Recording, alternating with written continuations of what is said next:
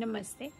આપણે 2 દિવસ પહેલાં જે આપણે દુઃખદ ઘટના અમદાવાદમાં પ્લેન ક્રેશની બની છે એના પરથી આપણે સ્પિરિચ્યુઅલ કે જીવનમાં શું શીખ જેવી લાગે છે આપના મંતવ્ય અનુસાર? પહેલાં તો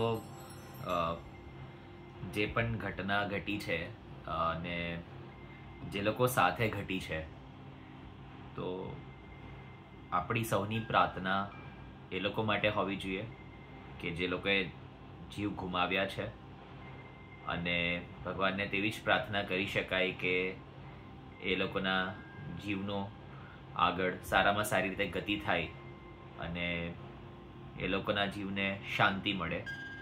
અને તેના સાથે સાથે બીજી આપણી પ્રાર્થના હોવી જોઈએ કે જે લોકોના પરિજનો, એટલે કે જે લોકોએ જીવ ગુમાવ્યા છે, જે લોકોના પરિજનો છે, એ લોકોના જે ઘરવાળાઓ છે, તે લોકો માટેની પ્રાર્થના. કારણ કે આ એક એવો સમય છે કે આપણે, મારા તમારા જેવા લોકો બધા જ ખાલી વાતો કરી શકશે, પરંતુ જેના સાથે ઘટી હોય સાચું દુઃખ તો તે લોકો જ અનુભવી શકે છે. એટલે અંતર્મનથી આપણે એ લોકો માટે પણ પ્રાર્થના કરવી જોઈએ કે ભગવાન એ લોકોને શક્તિ આપે આ જે કંઈ પણ થયું તેને સ્વીકારવાની અને હવે આગળ વધવાની. અને તેના સાથે સાથે આપણે એ જ શીખ લઈ શકાય છે કે માણસ ગમે તેટલી પ્રગતિ કરે, આપણે ગમે તેટલું સાયન્સ ડેવલપ કરીએ, આપણે ગમે તેટલું પેરાનોર્મલ વસ્તુઓને સમજીએ અથવા તો સાયન્ટિફિક વસ્તુઓને સમજીએ, આપણે નવા નવા ગેજેટ્સ ને ઉપકરણોને શોધ કરીએ, પરંતુ માનવી છે તે ક્યારેય ભગવાન નહીં બની શકે. અને જે વિધાતાએ જે પણ લખ્યું છે, જે કાર્ડ એને લખ્યો છે, જે એને રચ્યો છે, તેમાં ફક્ત ને ફક્ત આપણે લોકો એમ કહી શકાય કે આપણે રંગમંચના એક ખાલી કલાકાર છે, આપણે ડિરેક્ટર ક્યારે પણ નહીં બની શકીએ.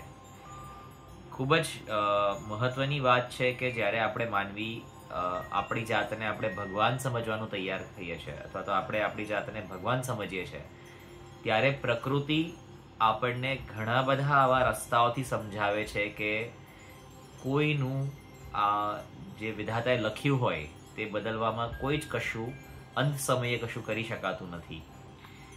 એટલે મારા મંતવ્ય પ્રમાણે આપણે જેટલું બની શકે તેમ કોઈના સાથે વેર ઓછું રાખવું.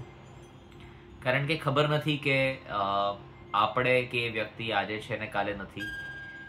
એ જ રીતે ખુલ્લા દિલથી બધાને સ્વીકાર કરવું, કોઈ કારણ વગરની ચિંતા ન કરવી, ખોટો પૈસો કમાવા માટે ખોટા રસ્તે ના જવું, અને બને તેટલા લોકોને કામમાં આવવું કે જેથી કરતા અંત સમયે આપણને લોકો સારી રીતે યાદ કરે. ફક્ત આટલું જ કરીએ તો મને એમ છે કે જીવનને આપણે ઘણું સુખમય રીતે ભોગવી શકાય છે. કારણ કે આપણે જોયું કે ભૂતપૂર્વ આપણા ચીફ મિનિસ્ટર શ્રી અંતે શું એમને પેલું કહેવાય ને કે અંતે શું સાથે કોઈ લઈને જવાના છે.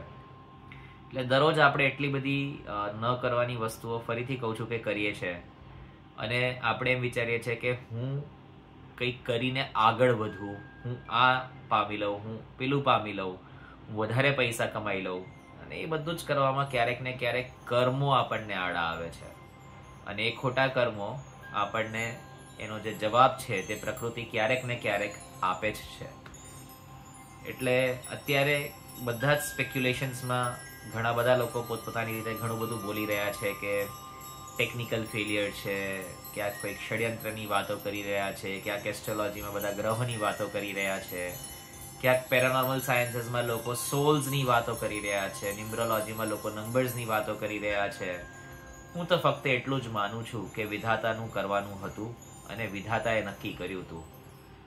તો એ વિધાતાના નક્કી કરેલામાં કોઈ જ એસ્ટ્રોલોજર, કોઈ જ ન્યુમરોલોજિસ્ટ, કોઈ જ ઓરા રીડર્સ, કોઈ સાયકિક રીડર્સ કશું જ કરી શક્યું નથી. એટલે ક્યારે પણ કોઈ માનવી એ ભગવાનથી ઉપર ઉઠી શકતો નથી. બસ આટલું જ યાદ રાખજો. ભગવાન કે પછી જે પણ શક્તિમાં તે માનતો હોય, જે પણ ધર્મનો તે હોય, તેના માટે હું આ કહેવા માંગુ છું કે એ વિધાતાથી ઉપર ક્યારે પણ કોઈ ઉઠી શકતું નથી. એટલે ફરીથી આપણે સૌ એક જ વસ્તુ કરી શકાય કે તે લોકો માટે આપણે અંતર્મનથી પ્રાર્થના કરી શકાય, જે લોકોએ જીવ ગુમાવ્યા છે તે લોકો માટે અને તે લોકોના ઘરવાળાઓ માટે. બસ પ્રાર્થના એક જ શબ્દ છે.